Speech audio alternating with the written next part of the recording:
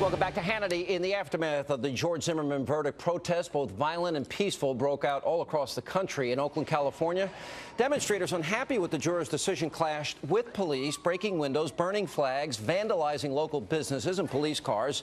And while some were calling for calm, many celebrity athletes actually seemed to be advocating violence, including New York Giants wide receiver Victor Cruz. Now, the Big Blue player tweeted, quote, "Thoroughly confused. Zimmerman doesn't last a year before, quote, the hood catches up to him." He wasn't alone. Roddy White, Atlanta Falcons wide receiver, also seemed to be fueling the fire. He wrote on Twitter, "All them jurors should go home tonight and kill themselves for letting a grown man get away with killing a kid." Both athletes later came out and apologized for their tweets, but a little, too late. Here with reaction to this and more, New York Civil Rights Coalition Michael Meyers and Sirius XM radio host David Webb. Then you got Joe Madison and the NAACP convention, which is about 30 minutes away. He said in this particular, nothing more than a modern-day lynching. Reaction. These guys started, when I say these guys, Hollywood, the entertainers, from the initial event 17 months ago.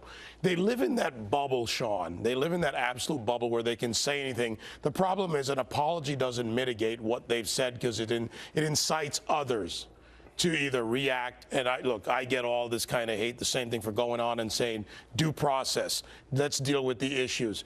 What they are is idiotic, and unfortunately people pay attention to them. And I'm not going to give them a pass because they have a responsibility as a public figure. If you're held to a standard as a public figure, if I am or any other public figure for what you say, why are they allowed to get away with it? Well, look, they're race mongers, and race mongers know how to do that.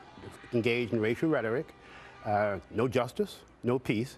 It opens the door to violence. It opens the door to the peddling of racial poison. They label it white guilt, and they will label it black anger. But it is the same old racial poison I've heard so many years. And then you also have the media who put these people on. You know, Al Sharpton, no justice, no peace. Every cop he has ever indicted has walked.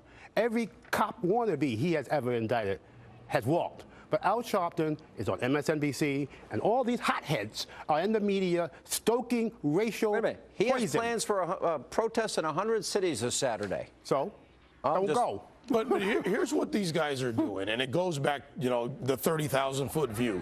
This is what the hardcore left, the NAACP convention, the annual meeting this weekend.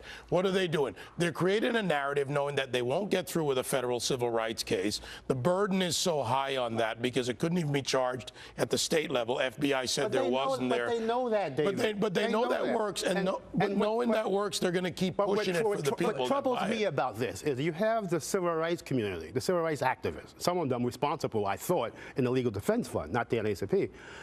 They are comparing Trayvon Martin, you know, to Emmett Till, who was a young black boy who was massacred because he whistled at a white woman.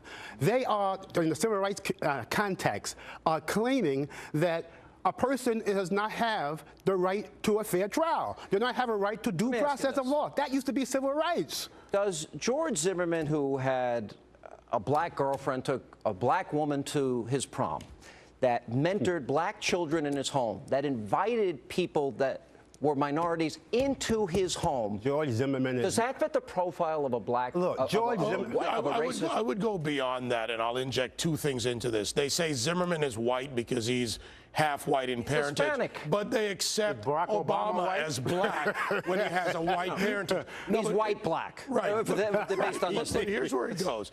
This narrative they're pushing out now is that Zimmerman and everyone in America needs to have diversity by suddenly knowing other people. That makes you less potentially biased. It's false, and we shouldn't fall into it.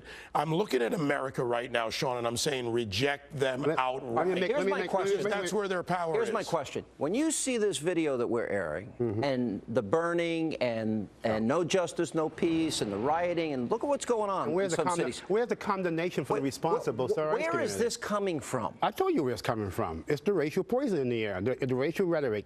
It's like Reverend Ike used to say. He used to sell prayer cloths and healing oils, and he said, You can't lose with the stuff I use. These guys can't lose the stuff they use because as long as they have that racial rhetoric, they'll get back to meet the press. They'll get the fame, they get the glory, they get the New York Times quotes.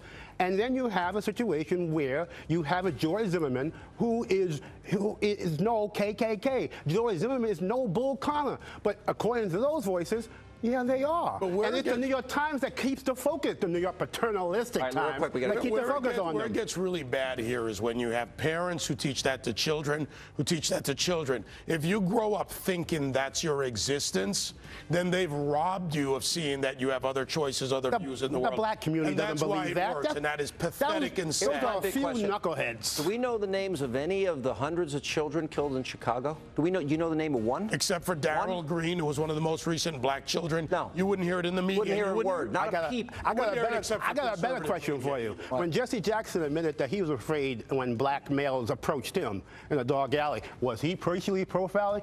Was Jesse Jackson being racist? Great question. All right, guys, good to see you both. People are Thank you. hypocrites. Appreciate it.